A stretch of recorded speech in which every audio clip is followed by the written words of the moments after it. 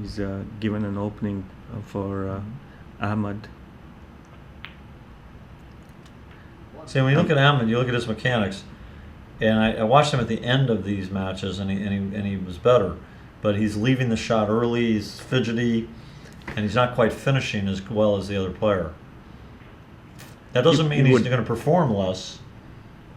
He would want to get the pink back on its spot now, so that since the black is he missed a sitter pink there. I think he must be quite frustrated with that mess.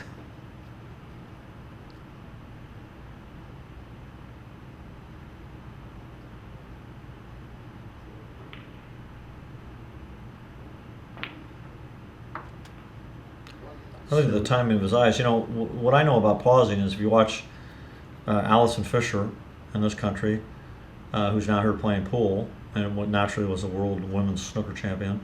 But if you watch the great American players like Buddy Hall and what have you, they all have a pause in their stroke, primarily at the back end.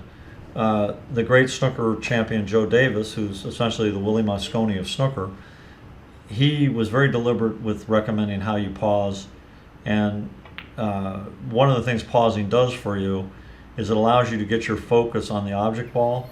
In addition, what I've incorporated is pausing at the front of the ball, and it gets me to double check my address on the cue ball and also finish with a complete stroke, and that's the method I prefer. That's right. Yeah, actually, a lot of the top pros, including Ronnie O'Sullivan and Steve Davis, they have two pauses. They pause at the back before striking the cue ball, and actually before the backstroke, where they do the back pause, they actually have a frontal pause as well, if you can call it forward pause. Yeah. Okay. Interesting. I haven't noticed that. The guy that I really have observed, and I would prefer to model my mechanics after, is Stephen Henry. And I know he hasn't playing maybe at the level that he played before, taking a hiatus or something. But when I watched him as a young person, he was flawless. Yes, absolutely. I think Fei is very fortunate. He missed a red, left the red right over the center pocket, but covered Ali, with. Now he appears to be frozen to that red. Now, is there a rule regarding that? Or? That's right. Yeah, if the white is frozen to the red, that red cannot move. Meaning when he strikes the cue ball, the red he's frozen to should not move. But he potted a fantastic red there, and he's perfect on the black. I mean, this is what we call shooting your way out of trouble. And he's 47 points behind, and he would like to make a good contribution to reduce that gap. Well, let's see, 3, 6. He makes 8 here. 48. There's roughly 80 something points on the table still available. Yeah, there's still a lot of points on the table. Seems to be struggling with his cue ball movement.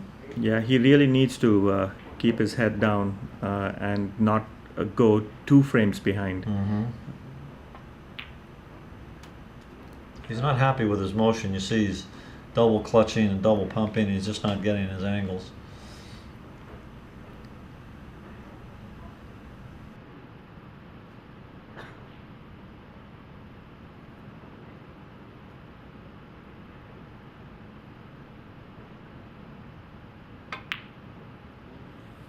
Oh, he's missed a very straightforward red. That was a big miss. Which doesn't help his cause at all.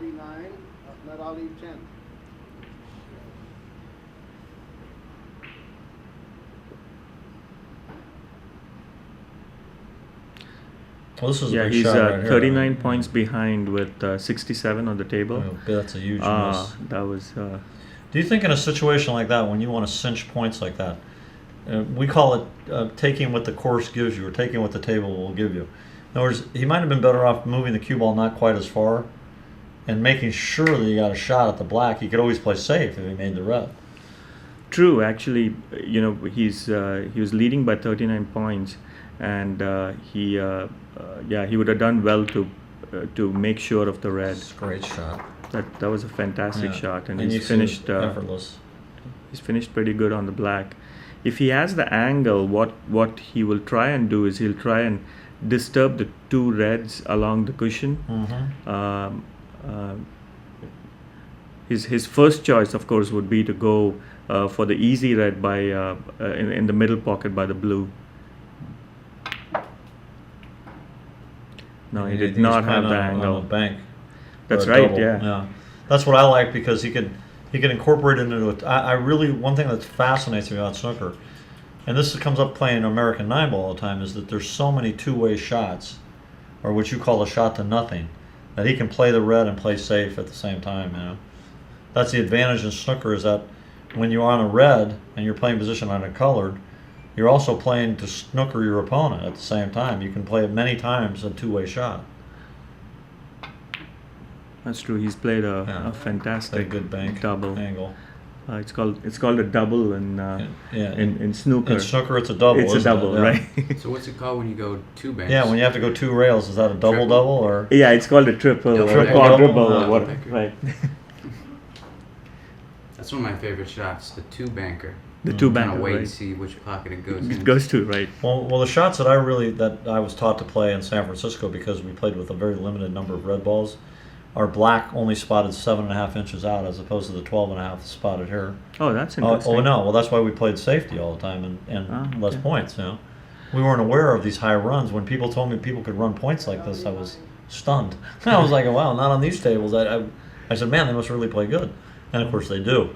But one of the shots that came up all the time that I spent a lot of time working on, and always encourage players that I'm teaching up at my club to work on, is there's lots of shots off the end rail to bank balls and play a double into the side pocket. It comes up all the time. It can get you out of a lot of trouble. That's right.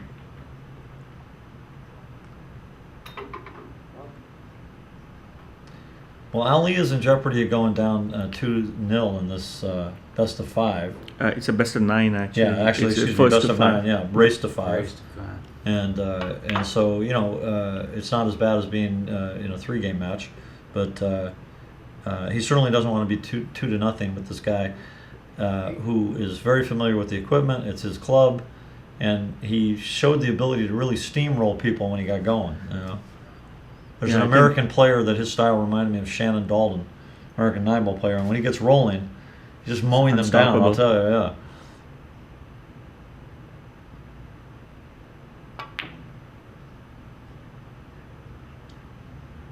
So in the United States Snooker Association, to play in the United States Championship, is there a residency requirement? What are the requirements? That's what are the right. Actually, regulations? we go by the IBSF rule, Okay. which states that you need to be resident in the country for 3 years. You need to be legally resident in the United States for 3 years. Gotcha. And that's our requirement as well to play in the nationals.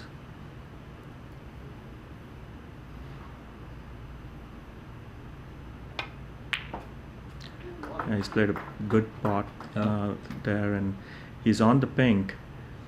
And again, there's 43 on the table, and he started out behind 47.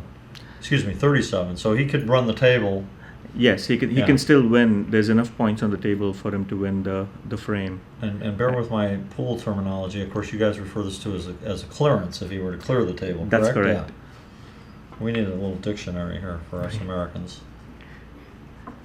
Yeah. Now I think he would try to snooker Ife. He has no pot on, and therefore he'll try to snooker Ife behind the brown. Great shot. He's played a good shot.